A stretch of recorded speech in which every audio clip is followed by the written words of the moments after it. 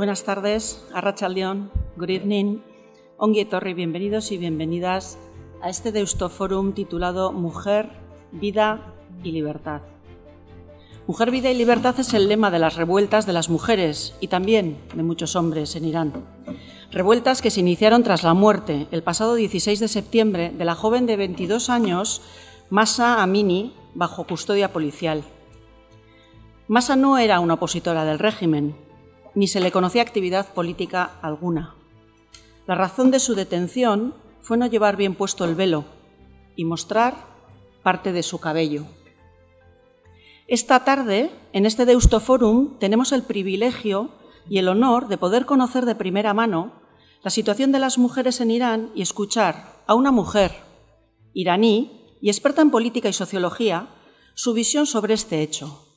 Manás Sirali, en diálogo con la también socióloga y catedrática de la Universidad de Deusto, María Silvestre. Según nuestra invitada, Manás Sirali, es precisamente el carácter apolítico de Mahsa Amini lo que ha provocado el estallido colectivo contra el régimen opresor iraní.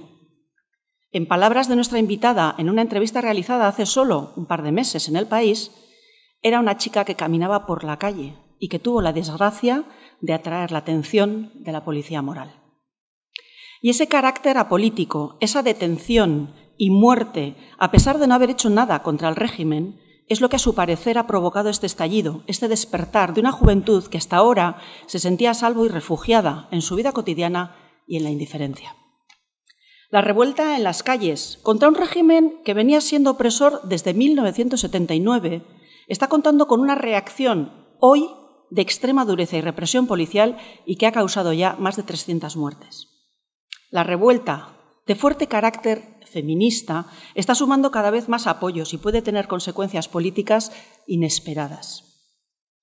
El cartel de esta conferencia, y que recoge el lema de una manifestante, "Don't stay quiet just because we are privileged", no estamos o no estemos quietas y calladas solo porque estemos o seamos privilegiadas, nos invita a tomar conciencia de que las situaciones de opresión que viven las mujeres, opresión extrema como las que se dan en países como en Irán o Afganistán, son cuestiones que nos afectan, que nos interpelan y que nos confrontan a todas las mujeres y a toda la ciudadanía en general. Parece evidente y lógico, según este lema, que aunque estemos en una situación de confort o de privilegio, no podamos dar la espalda a una revuelta que están protagonizando en Irán muchas mujeres y por primera vez muchos hombres en solidaridad verdadera y que les está costando la vida a quienes se expresan o solo se expresan a favor de los derechos fundamentales y básicos de la mujer y de la libertad. La revuelta comenzó como un acto de protesta contra el asesinato de Mahsa Amini y ya está costando más vidas. Sin embargo, como escribía nuestra otra acompañante en el diálogo, María Silvestre, en El Correo hace unas semanas, el velo simboliza la visión de las mujeres como algo pecaminoso, tentador, impúdico e imperfecto. Y bien saben los dirigentes en Irán que la retirada del velo puede ser el inicio de la reclamación de otros muchos derechos y el cuestionamiento de todo su modelo opresor. Como decía, las consecuencias de esta revuelta son imprevisibles y si bien se enfrentan a un Estado teocrático autoritario, bien puede estar resquebrajando algunas de sus bases legitimadoras. Por ello, debemos reclamar una mayor atención y respuesta internacional ante la vulneración de los derechos humanos. Y también la universidad debe de ser cómplice de esta reivindicación. La universidad puede visibilizar la revuelta en Irán y favorecer un análisis académico sereno e inteligente, de la mano, en este caso, de Manás Sirali, a quien agradezco en nombre de toda la Universidad de Deusto que haya aceptado nuestra invitación para participar en esta sesión de Deustoforum. Mi agradecimiento también a Madalena Izaguirre y María Silvestre, que han hecho posible que podamos contar con el testimonio y el conocimiento de Manás Sirali esta tarde. No quiero robarles más tiempo, les pasamos la palabra para escucharles con sumo interés. Eskerrik asko, thank you very much for being here today with us.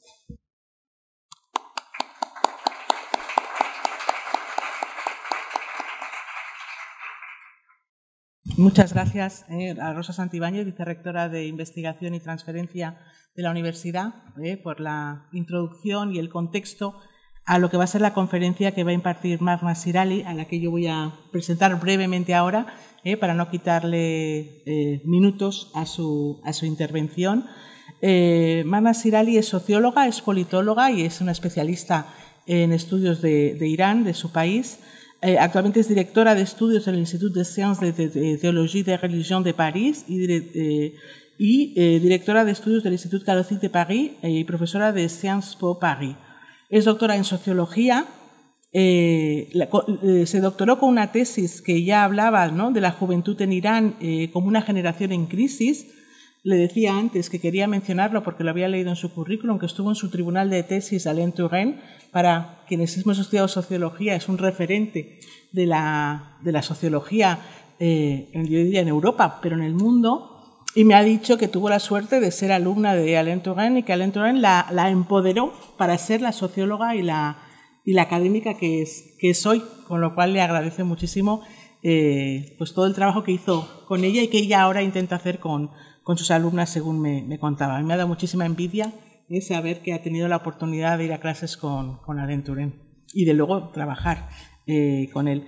Tiene varios libros sobre Irán. Os voy a mencionar los más significativos. La jeunesse iranienne, une génération en crise, que es la publicación de su tesis, entre l'islam et démocratie, parcours de jeunesse française d'aujourd'hui, les malditions de religion, la détail de la pensée démocratique en Iran, The Mystery of Contemporary Iran and Fenêtre sur l'Iran, les cris d'un peuple bâillonné, que es su última obra. Y me decía ella también, y es verdad, yo estaba leyendo su currículum, tiene además de estos libros contribuciones en otros muchos, ha escrito artículos, ha participado en congresos, y ya en 2008-2009 ya estaba escribiendo sobre la situación de las mujeres en Irán, ¿no?, y reclamando una mayor libertad para las mujeres que vivían en una situación de opresión.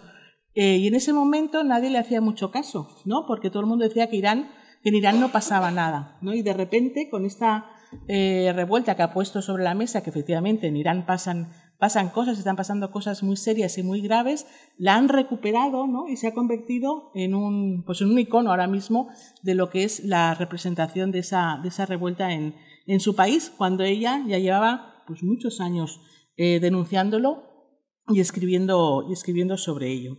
Ella, además de ser socióloga y politóloga, también tiene el diploma en arquitectura y una especialidad en sociología urbana. Me comentaba que da clases de arquitectura con cierta antropología social en una escuela de Business School en París y que desde luego suena muy interesante. Ella dice que a sus estudiantes les interesa mucho lo que les cuenta. Y también ha tenido cargos de gestión.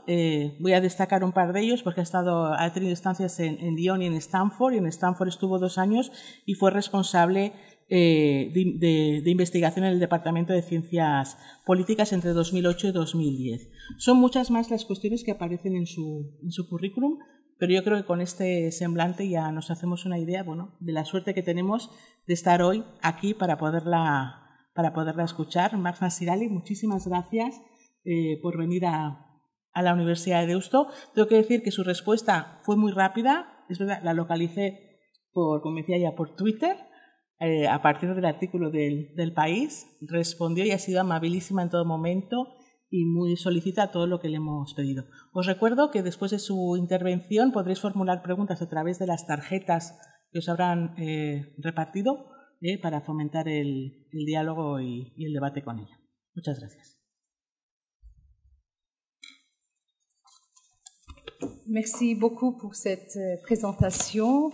Merci pour m'avoir invité à votre université, à votre prestigieuse université. Je suis particulièrement heureuse d'être là ce soir et c'est la première fois que je suis à Bilbao, votre magnifique belle ville avec vraiment, vous êtes...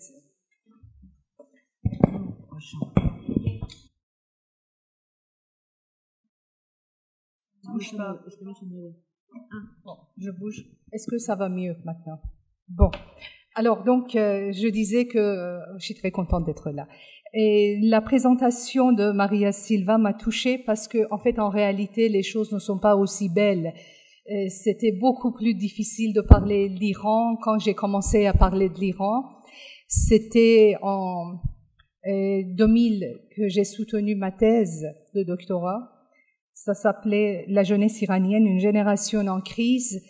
Et quand j'ai fait cette thèse, la thèse a reçu un prix et elle a été immédiatement publiée.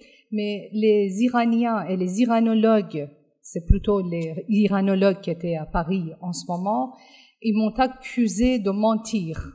Ils ont dit que en Iran tout se passe bien, il y a une nouvelle démocratie, les jeunes sont très heureux, et Mahnaz Shirali a exagéré. C'est pas comme ça que ça se passe. Donc on m'a pas vraiment cru jusqu'aux années 2015-2014 avec les réseaux sociaux. Quand les réseaux sociaux se sont ouverts et que les Iraniens se sont mis sur les réseaux sociaux, on a pris petit à petit conscience qu'il se passe des choses inhabituelles dans ce pays.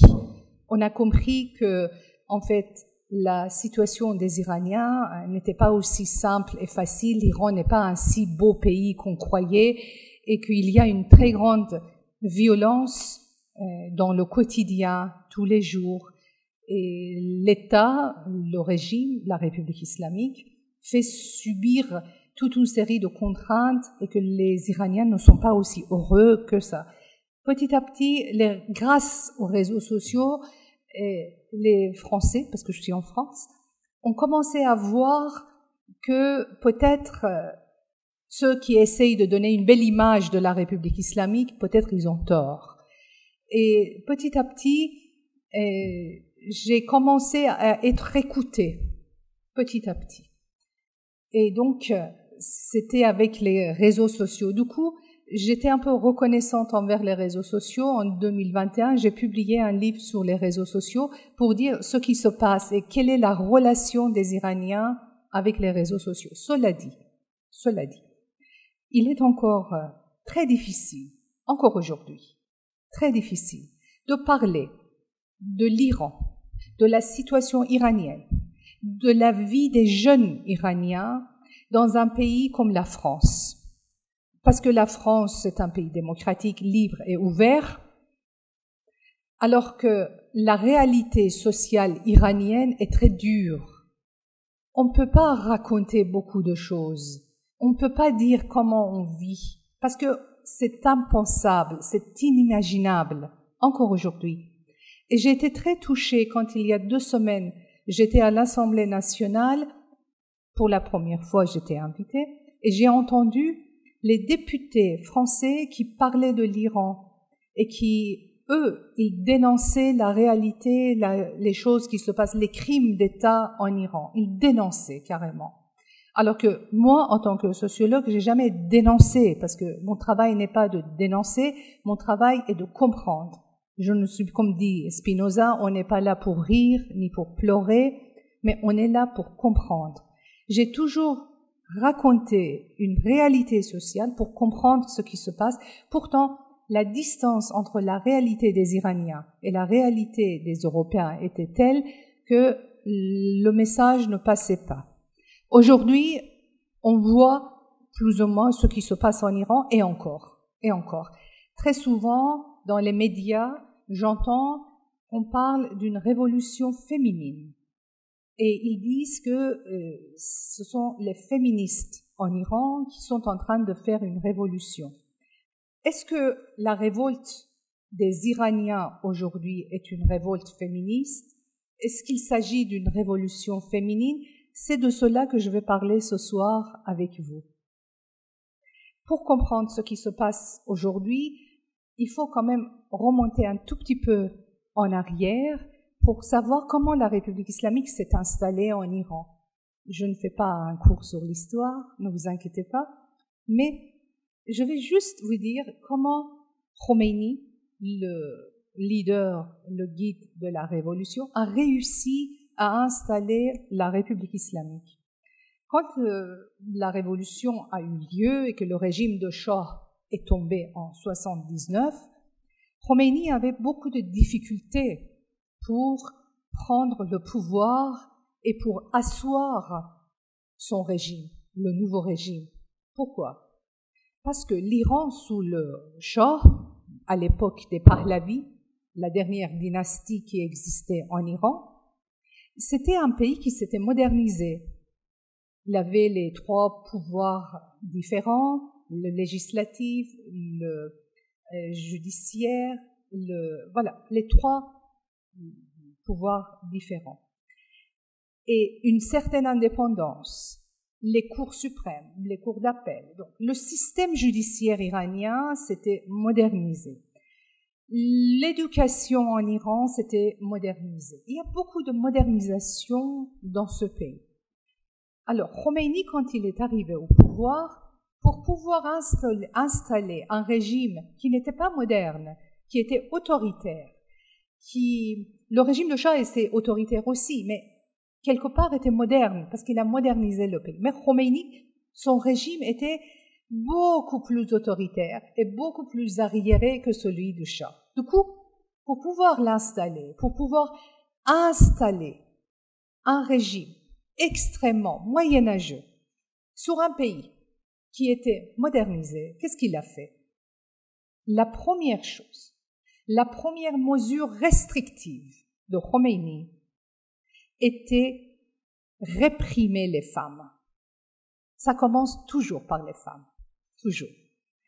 Il faut d'abord réprimer les femmes pour mieux réprimer les hommes. Khomeini, comme mesure restrictive, il a imposé aux femmes iraniennes, aux femmes qui étaient déjà dans les universités, qui étaient déjà des juges, des professeurs d'université, qui étaient dans l'Assemblée nationale, qui étaient partout, pour les réprimer. La première chose qu'il a faite, il a imposé sur la tête des femmes le voile obligatoire. Et évidemment, vous pouvez imaginer, les femmes iraniennes ont résisté. Elles n'ont pas accepté facilement. Elles ont fait des manifestations monstres au début de la révolution. On est dans les années 79. Elles n'acceptaient pas, parce qu'il y a eu beaucoup de femmes intelligentes, beaucoup de femmes intellectuelles. Elles ne voulaient pas porter le voile. Mais les hommes ne les ont pas soutenues. Les hommes iraniens, après la révolution, ils ont cru vraiment que le régime islamique est en leur faveur, qu'il leur donne beaucoup de pouvoir. Même à l'intérieur de la famille, les femmes iraniennes ont perdu tous leurs avantages, tous leurs prérogatives. Et les hommes se sont sentis en pouvoir. Et ils ont cru que dans une société où les femmes sont réprimées, ils sont plus forts. C'était une erreur. C'était une erreur monstre. Parce que très vite, quand les femmes ont été réprimées, c'était le tour des hommes. 40 ans après, on voit une société réprimée dans sa totalité. Dans sa totalité, la société iranienne est réprimée. Pourquoi? Parce que d'abord les femmes ont été réprimées, ensuite les hommes. Et les hommes qui ne les ont pas soutenues il y a 40 ans, les hommes qui n'ont pas soutenu les femmes il y a 40 ans, aujourd'hui ils ont compris quelque chose. Ils ont compris qu'ils perdent aussi, eux, leur liberté quand les femmes sont réprimées. Ils ont compris aujourd'hui, dans un pays où on tape sur la tête des femmes, c'est pour mieux taper sur la tête des hommes. Vous voyez, ce que les hommes iraniens ont compris aujourd'hui, ils n'avaient pas compris il y a 4 décennies. Aujourd'hui, un homme iranien, jusqu'aux dernières cellules de son corps, a compris que sa vie est intimement liée à la vie des femmes, que son sort est lié au sort des femmes. Et que si les femmes demandent, réclament, protestent pour obtenir plus de droits, ce n'est pas contre eux, c'est en leur faveur. Vous voyez quelque chose de très important ici. Beaucoup d'hommes pensent que les femmes féministes sont contre eux. Quand les femmes réclament des droits de plus, c'est contre eux. Alors donc, ils vont perdre leurs droits eux-mêmes. Alors que les hommes iraniens aujourd'hui, ils ont compris, dans une société où les femmes sont en pouvoir, leurs hommes aussi seront en pouvoir. Et ils ont compris que le pouvoir des femmes n'est pas contre eux. le pouvoir des femmes va dans leur sens. Aujourd'hui, les hommes iraniens ont compris que la libération de leur pays, de la main des mollahs, de la main des ayatollahs, de la main des religieux chiites qui sont en train d'étouffer, piller, réprimer ce pays, passe par la liberté des femmes. Et tant que les femmes ne sont pas libérées de la religion, tant que les femmes ne sont pas libérées des contraintes religieuses, ils ne peuvent pas libérer leur pays. C'est pourquoi ils sont aujourd'hui avec les femmes, à côté des femmes, et côte à côte avec les femmes. Et ils les défendent parce qu'ils savent qu'en défendant les femmes, ils défendent leur propre liberté. C'est en cela que la révolte qui se produit aujourd'hui en Iran, ce n'est pas une révolte féministe. C'est une révolte dans sa totalité pour libérer un pays. Mais la libération de ce pays passe par la liberté des femmes en premier.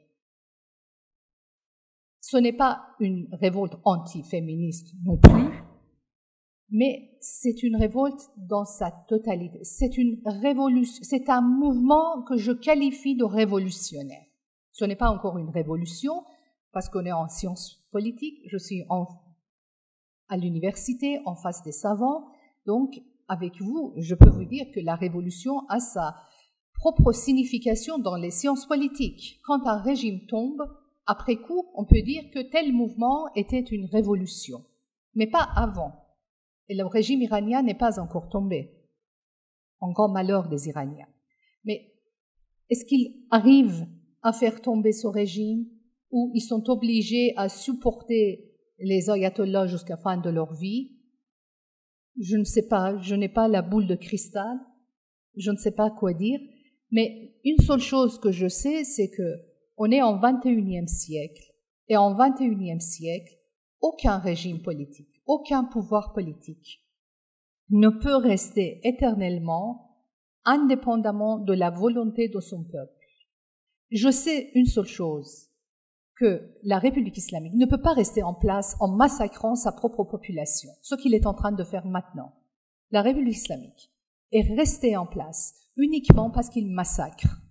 Depuis 2019 à ce jour, ça fait 3 années que tous les Iraniens qui ont dit un tant soit peu contre ce régime ont été emprisonnés et dans les prisons aujourd'hui. Aujourd'hui, il y a plus de 20 000 Iraniens qui sont emprisonnés, dont 18 000 ont été arrêtés après les manifestations, après le meurtre de Mahsa Amini. 18 000 que ces 3 derniers mois, dont l'âge moyen est de 16 à 17 ans. Ce sont les adolescents qui sont en prison, ce sont les adolescents qui risquent la peine de mort, ce sont les adolescents qui sont torturés, violés dans les prisons des islamistes. Et ils n'ont même pas honte, ils torturent, ils tuent sous la torture, ils violent aussi bien les filles que les garçons dans les prisons iraniennes. Et ce sont des crimes contre l'humanité. C'est pourquoi j'appelle la communauté internationale à l'aide. Les Iraniens, ces adolescents qui sont en train de mourir dans les prisons du régime, qui sont en train d'être exécutés dans les prisons du régime, ne peuvent pas, sans l'aide de la communauté internationale, se débarrasser de la République islamique. La République islamique est un régime voyou qui tue à l'intérieur de ses frontières ses propres ressortissants, qui tue à l'extérieur de ses frontières les ressortissants de n'importe quel autre pays. Jusqu'aujourd'hui, il y a pas mal d'Occidentaux qui ont été assassinés par les dirigeants de la République islamique, sous la commande des dirigeants de la République islamique. Alors donc, c'est pourquoi aujourd'hui, les Iraniens sont en train de manifester au risque et au péril de leur vie parce qu'ils ne peuvent plus supporter la situation actuelle. On me demande très souvent si j'étais pas étonnée de voir une telle révolte, de voir que les Iraniens sortent tout d'un coup dans la rue. Et ma réponse est toujours, c'était le silence des Iraniens qui m'étonnait. Parce que je voyais à quel point ils souffraient, je voyais à quel point il était différent de ce régime, qu'ils n'approuvaient pas leurs dirigeants, que le mode de vie que les dirigeants leur imposaient ne leur correspondait pas. Et j'étais toujours très étonnée que la société iranienne était silencieuse. Quand je voyais la colère qui était à l'intérieur de la société iranienne, je me demandais comment ça pouvait tenir. Comment on peut être aussi contre son régime, le pouvoir politique, contre ses dirigeants, mais en même temps ne rien dire. Quand j'ai vu comment la société iranienne s'est explosée, comment ces jeunes, ces adolescents sont sortis en train de crier « Abat les mollahs, abat la République islamique », j'étais rassurée. J'étais rassurée parce que je me suis rendu compte que la République islamique n'a pas réussi à étouffer complètement les Iraniens.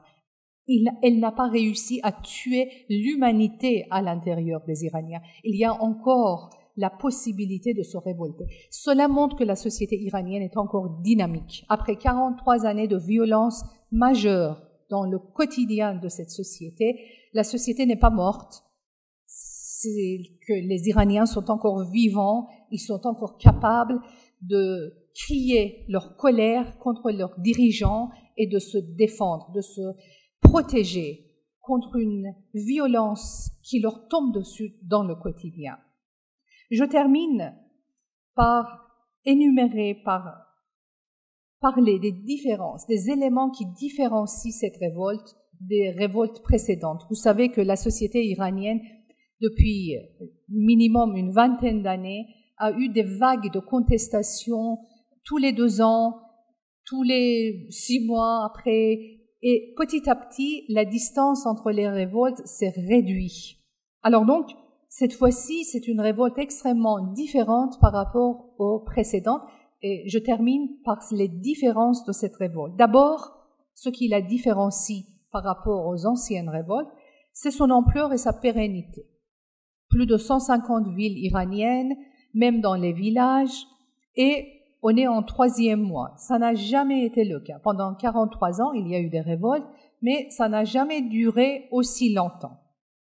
Deuxième élément qui différencie, je l'ai déjà dit, donc je passe rapidement, c'est la solidarité homme-femme. C'est vraiment la première fois. C'est vraiment la première fois, et je félicite les hommes iraniens d'être aussi présents, et vraiment ce qu'ils montrent, cette nouvelle génération, ils montrent qu'ils ont parfaitement compris les valeurs de la vie moderne.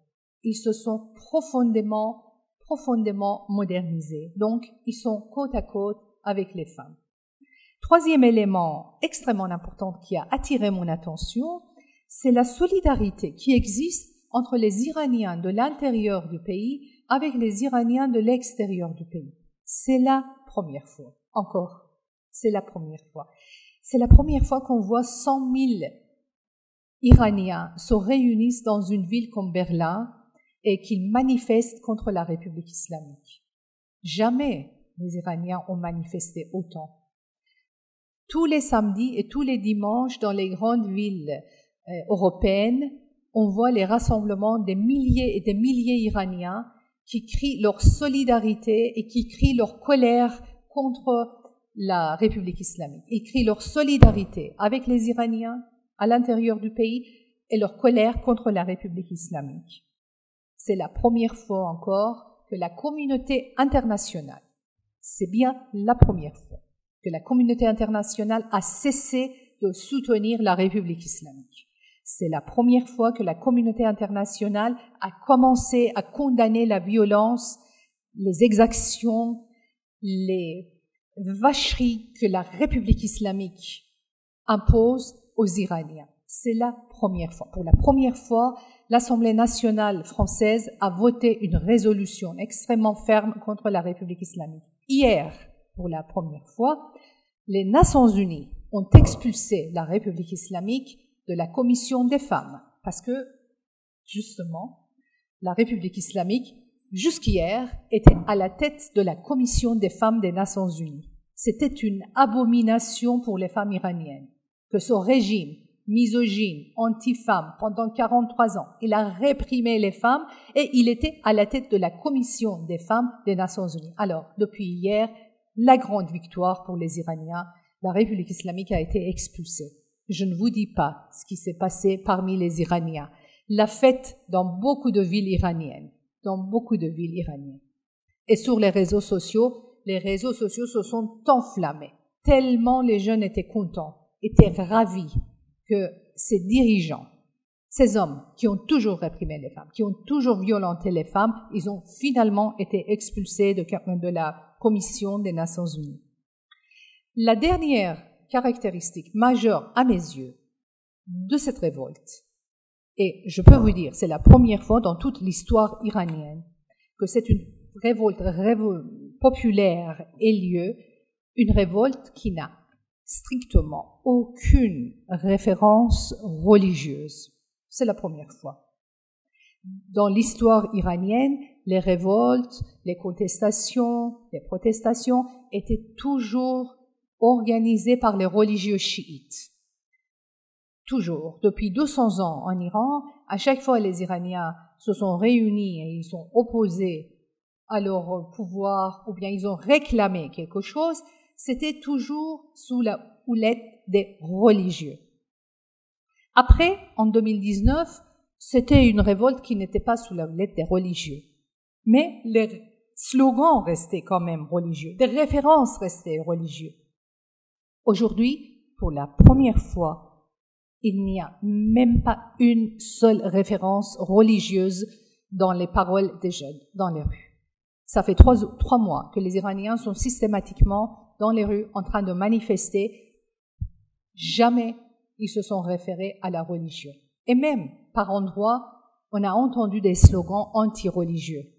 Des jeunes qui criaient « Je hais ta religion, je déteste ton culte. » Donc, on voit à quel point il y a un changement. Ces nouvelles générations, ces adolescents, ces jeunes, avec ces individus qui sont dans les rues iraniennes, dont l'âge moyen est de 15 à 17 ans, ils ne veulent plus être gouvernés par les religieux. Ils souhaitent avoir la liberté et un pouvoir démocratique à la tête de leur pays. Alors donc, je termine pour dire que tous les individus démocratiques ont la responsabilité de soutenir les Iraniens, parce que les Iraniens, eux aussi, ils veulent la liberté et la démocratie. Merci.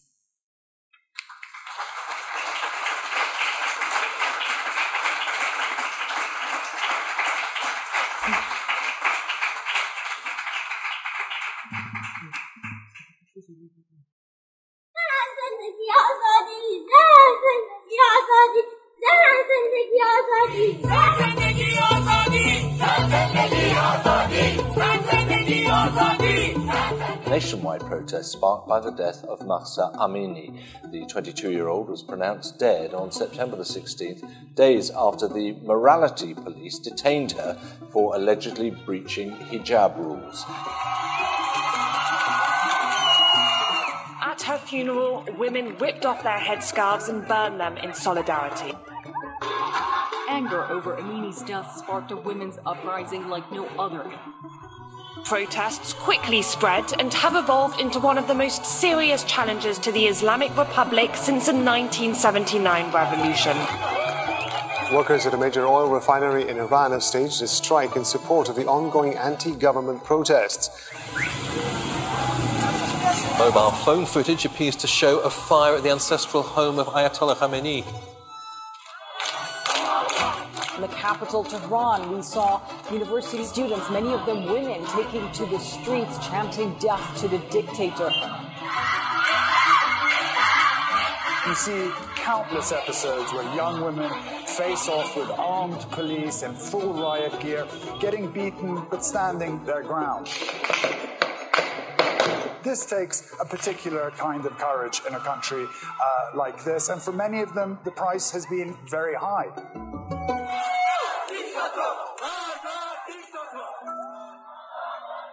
Iran's regime has unleashed a campaign of repression. Too many lives already lost in this battle for freedom, for change. 15,000 people have been arrested in Iran for protests that began in September. There are reports more than 400 people have been killed.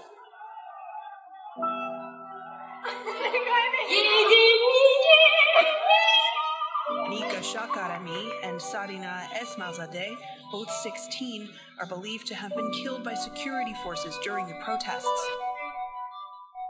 Their deaths only fueling Iranians' fury.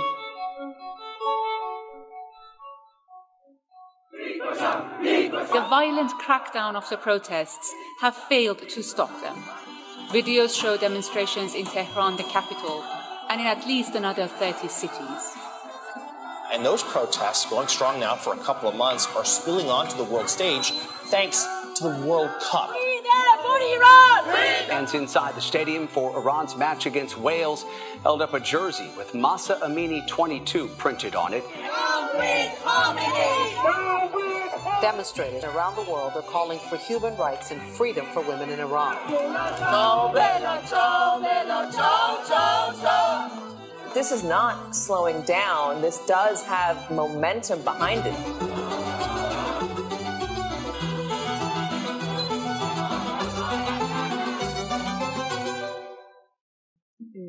Me comenta Madalena que para un poco daros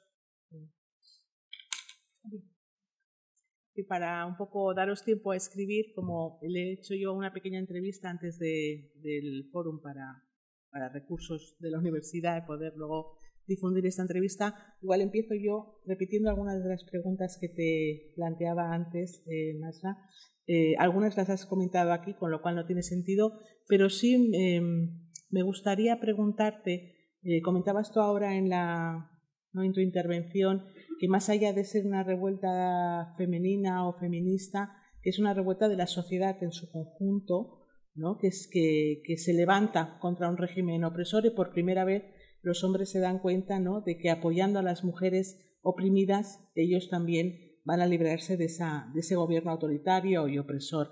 Pero yo sí quería comentarte qué peso crees que tiene el movimiento de mujeres en Irán o la reivindicación feminista en Irán como igual como motor o como inicio de una revuelta, o consideras que el asesinato de Mahsa Amini es la gota que colma el vaso y que la respuesta, por tanto, desde el inicio sea una respuesta global, o ha habido un inicio, una primera revuelta de mujeres cuestionando el velo a la que luego se ha sumado el resto de la sociedad iraní?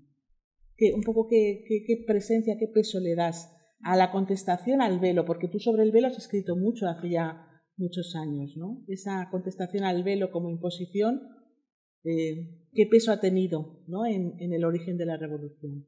Esta pregunta no se la había hecho antes, entonces he hecho trampa.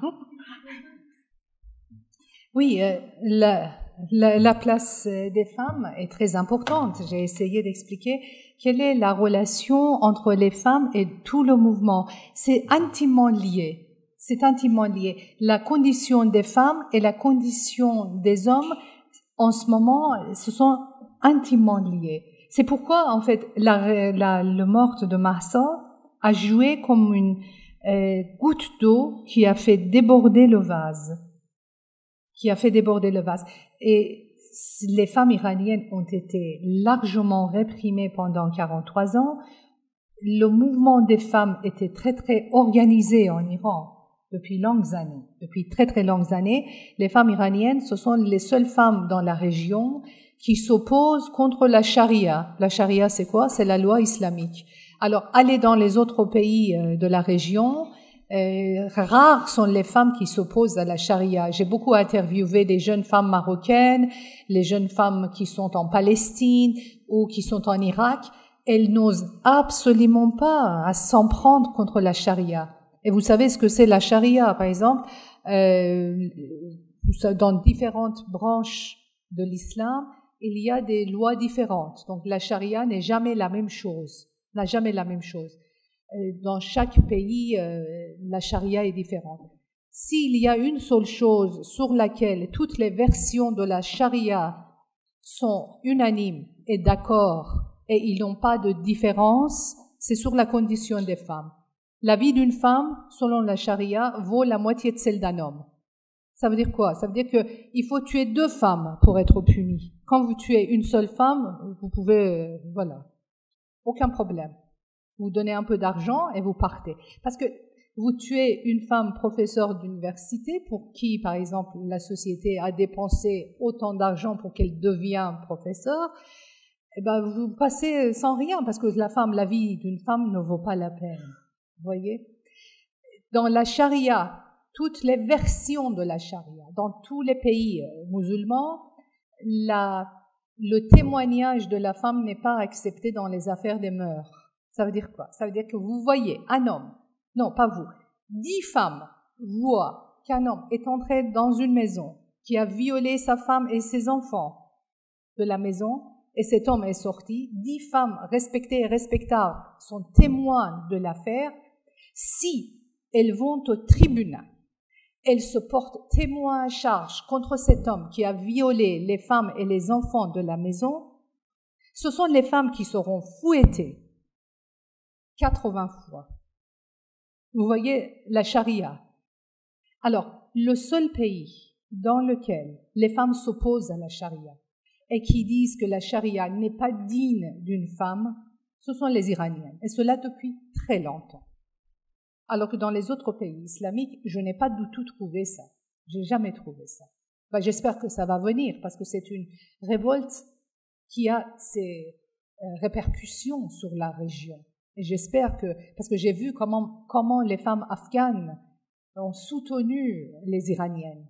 Les femmes afghanes étaient très très solidaires avec les femmes iraniennes, alors que les autres pays de la région, les femmes n'étaient pas solidaires avec les femmes iraniennes. Pas du tout. Les femmes israéliennes, oui, mais les pays musulmans, non. C'est quand même... La place des femmes est extrêmement importante. Je ne veux pas du tout donner cette image que les femmes ne sont... Non, les femmes sont sur le devant de la scène. Mais la révolte n'est pas féminine. La révolte est beaucoup plus générale. Pourquoi? Parce que quand on dit c'est une révolte féminine, ça veut dire que tout va bien dans ce pays, les hommes sont très bien traités, l'économie va bien, le pays est bien gouverné, seules les femmes sont réprimées. Et donc les femmes demandent leurs droits. Mais le fait est que ce n'est pas comme ça. En Iran, aujourd'hui, rien ne va. L'économie est morte, paralysée. Les Iraniens sont affamés, complètement. Les Iraniens n'ont même pas de quoi manger quotidiennement. Et ça, quand je dis les Iraniens, c'est vraiment 80% des Iraniens vivent en dessous du seuil de pauvreté selon les chiffres officiels. Selon les chiffres officiels. C'est pas moi qui le dis. Ce sont les chiffres. Il y a 14 millions d'Iraniens. La population totale, c'est 85, mais 14 millions d'Iraniens vivent dans les bidonvilles. Et je suis en train de vous parler d'un pays riche, qui a des sous-sols remplis de pétrole, des sous-sols remplis de gaz, de toutes sortes de minéraux précieux pour la planète. C'est un pays qui a à lui seul 7% de la richesse mondiale, à lui seul, alors que sa population est affamée. Pourquoi? Parce que les dirigeants sont des voleurs. C'est pourquoi j'appelle l'Iran une kleptocratie. Ce n'est pas une théocratie déjà, théocratie n'a jamais existé, autant que je sache, Dieu n'a jamais gouverné nulle part. Ce n'est pas une idéocratie non plus, parce que ces ayatollahs qui gouvernent l'Iran ne tiennent à aucune idée, mais c'est une kleptocratie. Ce sont les voleurs et des criminels qui sont à la tête de ce pays. Et ce n'est pas pour dénoncer, ça je vous raconte une situation. Je vous raconte, aujourd'hui, le guide de la révolution iranienne est 40e homme riche de la planète, selon la stratification mondiale, alors que sa population vit dans la pauvreté totale. Donc, rien ne va dans ce pays. Quand dans un pays rien ne va, les hommes ont compris que leur sort est lié à celui des femmes.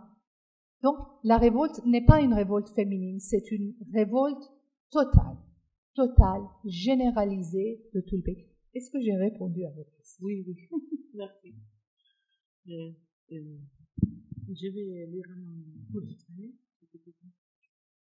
Muchas gracias porque la verdad son preguntas muy interesantes y sobre todo con una caligrafía magnífica, lo cual no me va a poner problemas a la hora de leerlas. La primera pregunta, Masha, es personal. Dice, muchas gracias por su conferencia. y le pregunta ¿cuál es su situación respecto a Irán? ¿Puede usted visitar el país? ¿Se siente usted perseguida ahora y antes?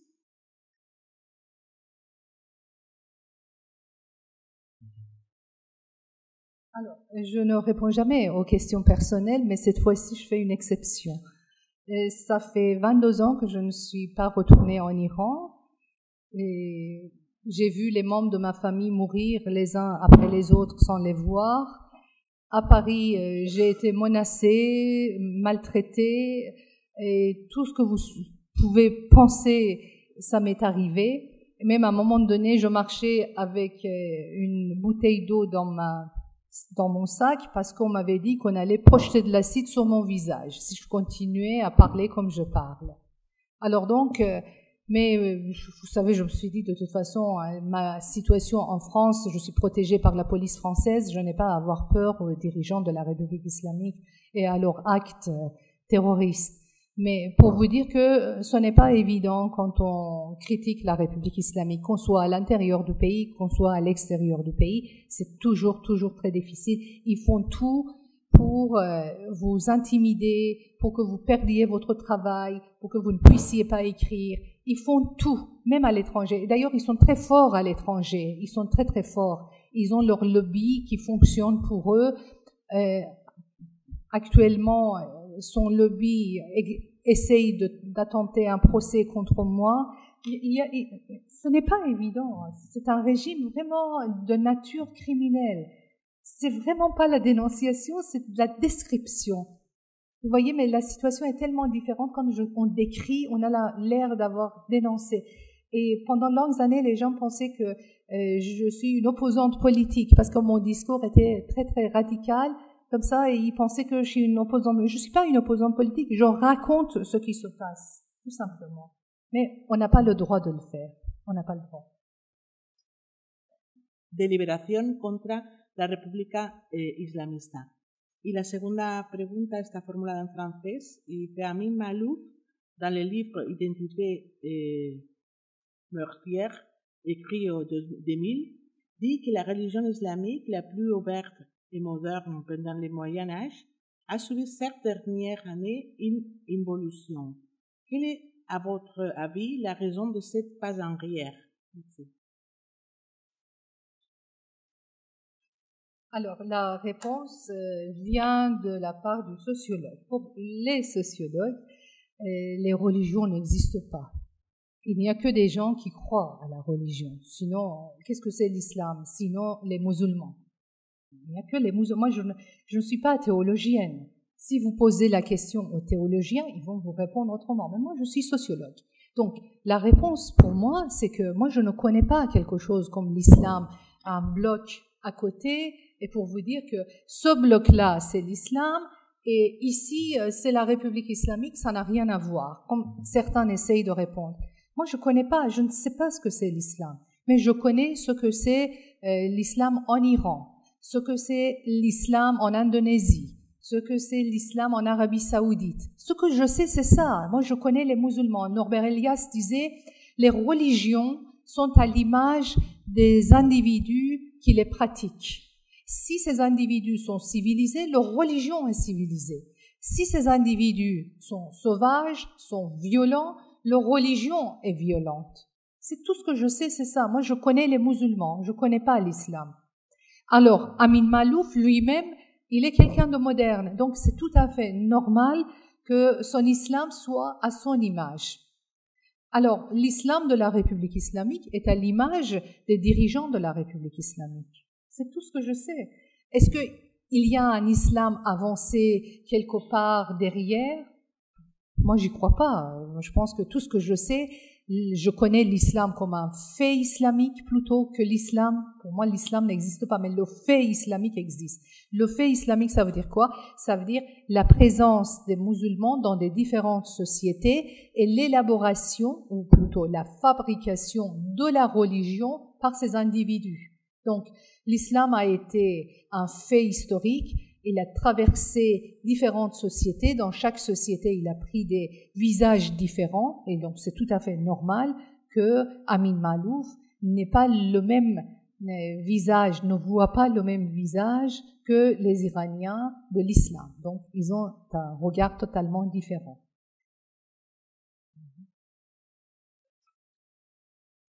Esta pregunta le agradece la intervención y pregunta qué papel puede jugar la diáspora iraní en la revuelta. Dice, ¿qué rol debe de jugar la diáspora para apoyar las revueltas en Irán? ¿Podría jugar un rol perjudicial más que beneficioso?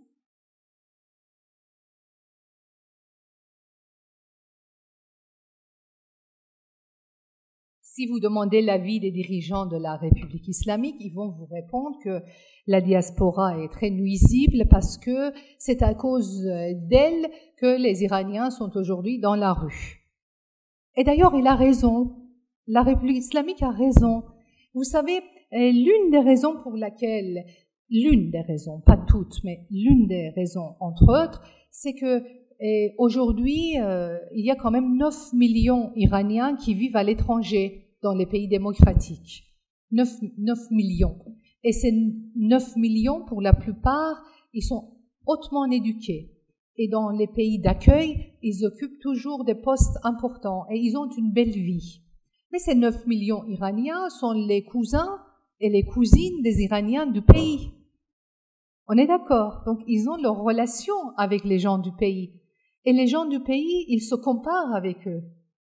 Quand je suis une Iranienne de 15 ans et je vis à Téhéran, et quand je vois ma cousine qui vit à Paris ou à New York ou à Berlin, qui va à l'école, qui va à l'université, qui s'habille comme elle veut, mais je dis, mais pourquoi pas moi? Puisque là, la relation, les distances se sont abolies. Sur les réseaux sociaux, je vois, par exemple, à la longueur de la journée, la vie de mes cousins et de mes cousines, et je suis en Iran, et je souffre. Je dis, mais moi, je veux avoir la même vie que... Alors, c'est aujourd'hui que j'ai appris 1,5 million de jeunes Iraniens ont demandé de visa des pays démocratiques. 1,5 million. Donc, imaginez, déjà, il y a 9 millions Iraniens et 1,5 million d'autres. Donc, aujourd'hui, les Iraniens qui vivent en Iran se comparent, et ce qui est tout à fait naturel. Ils se comparent avec les autres Iraniens qui sont dans les pays libres, et ils se demandent pourquoi pas nous? Pourquoi nous, qui vivons dans un pays riche, nous n'avons pas la même situation qu'eux, qui sont étrangers dans les pays démocratiques. En plus, ils ne sont pas dans leur pays, mais ils vivent si bien. Nous, dans notre propre pays, pourquoi nous ne devons pas avoir de belles vies? C'est ça. Cette comparaison est fatale pour la République islamique. La République islamique, vraiment, rien n'est pire pour elle que cette comparaison. Et la diaspora a été très utile, d'ailleurs, pour créer une solidarité avec les Iraniens du pays, pour leur donner le courage, pour les encourager. Et aujourd'hui, on voit à quel point les Iraniens qui vivent dans les grandes villes, dans les pays occidentaux, ils font tout le temps des manifestations, ils font la pression, ils mettent la pression sur les gouvernements de leur pays d'accueil pour couper les relations diplomatiques, pour condamner la République islamique. Et donc, vraiment, la diaspora iranienne, personnellement, je leur dis bravo. Bravo, parce qu'ils font les Iraniens à l'étranger font un travail vraiment admirable. Y otra pregunta, un poco enlazando, ¿no? Dices que la diáspora hace un papel muy potente, ¿no? y muy fuerte. Pregunta una persona donde le agradece su valentía y su claridad y pregunta qué podemos hacer cada uno, ¿no? Por Irán, cada uno de nosotros o de nosotras por Irán. Alors là, vous me posez une question extrêmement difficile. Je suis là pour vous raconter ce qui se passe en Iran, mais en aucun cas, je ne suis pas autorisée de vous donner des leçons.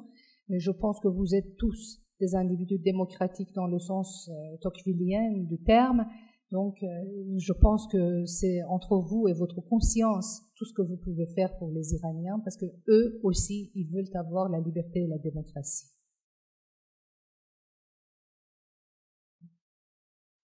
Esta pregunta hace mención a un tema que tú has abordado mucho en la conferencia, pero entiendo que querrá tener más datos. Y pregunta, ¿en qué aspectos se está notando la implicación de los hombres en la revuelta?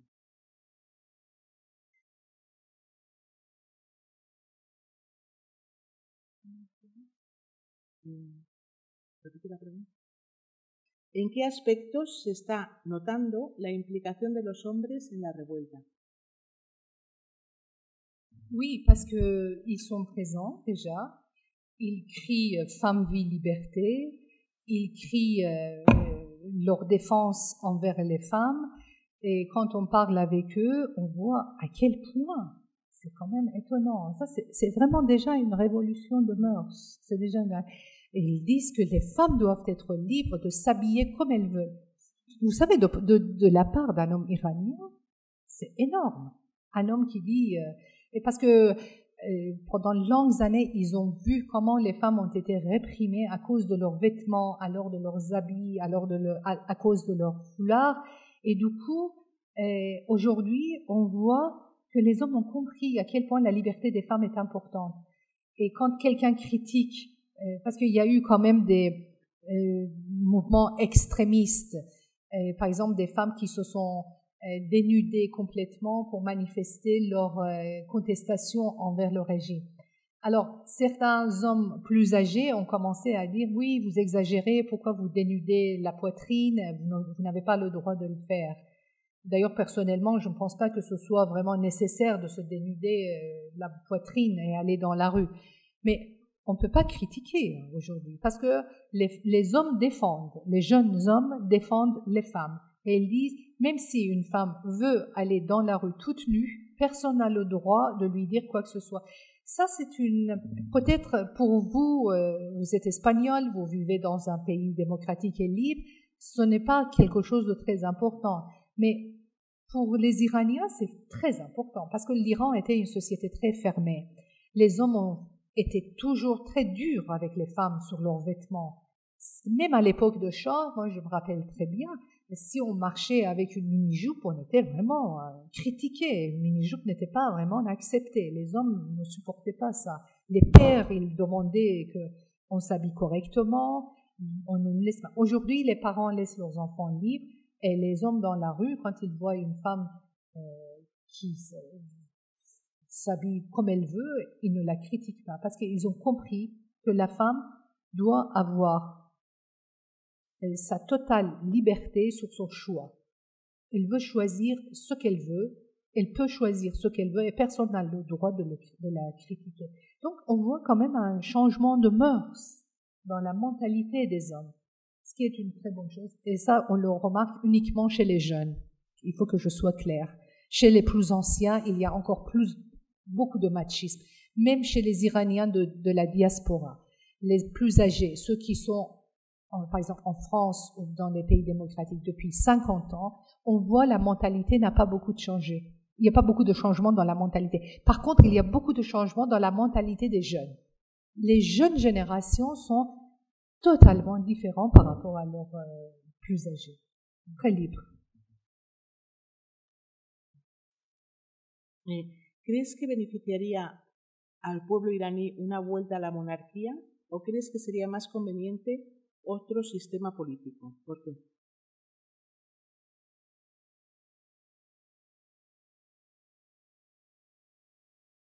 Oui, je ne me prononce pas sur post-République islamique, parce que la République islamique est toujours là.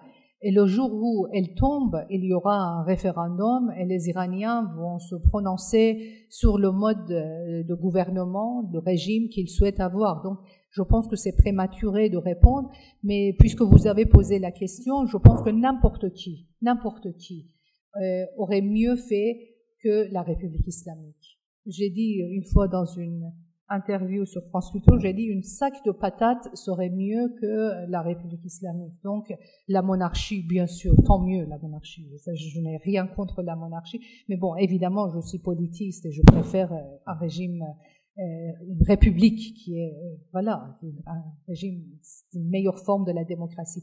Mais monarchie serait 1000 fois mieux que la République islamique, évidemment. Y para terminar, una pregunta, ¿no?, que enlaza al futuro. Dice, ¿cómo ves a corto plazo el futuro de tu país? Oui, malheureusement, à court terme, je vois de très très grands massacres et je crains que la République islamique, quand elle se voit au pied du mur, elle commette de très très très grands massacres, qu'il assassine beaucoup d'Iraniens. Je pense qu'il y aura beaucoup de sang qui vont être versés, beaucoup de jeunes qui vont perdre la vie. C'est pourquoi vraiment je pense que la communauté internationale doit réagir, doit faire quelque chose. Merci. Seti. No sé si alguien en último momento quiere hacer una última pregunta con la tarjetita. Merci beaucoup. Muchas gracias por vuestra asistencia. Muchas gracias a Mas Nasir Ali por su intervención, por las respuestas a las preguntas y por, como decía al principio, la disponibilidad que en todo momento ha tenido para aceptar nuestra invitación para participar en Deustoforum. Merci beaucoup.